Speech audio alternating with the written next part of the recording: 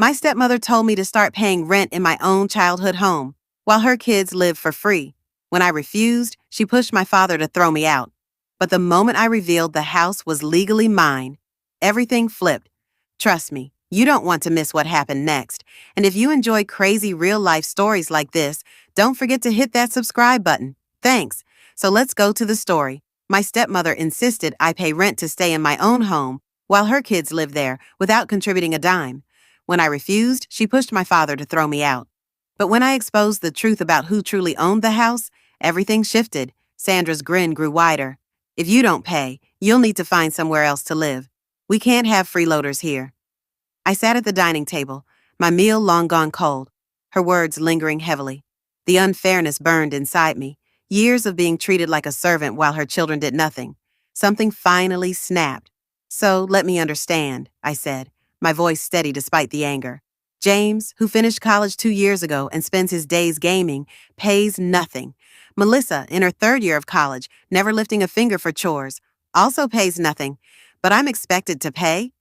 Sandra dabbed her lips with a napkin, unruffled. I've decided my children don't need to pay while they're finding their way, she said. A strange calm settled over me, perhaps from years of suppressed frustration or the moment for truth arriving. A smile crept onto my face, not my usual polite one, but something sharper, making Sandra's expression waver. That's curious, I said, leaning back. I'm not paying rent because this house is mine. The room fell silent. James burst into laughter, followed by Melissa's high-pitched giggle. Sandra chuckled too, but it was uneasy. What are you saying? She asked, still laughing.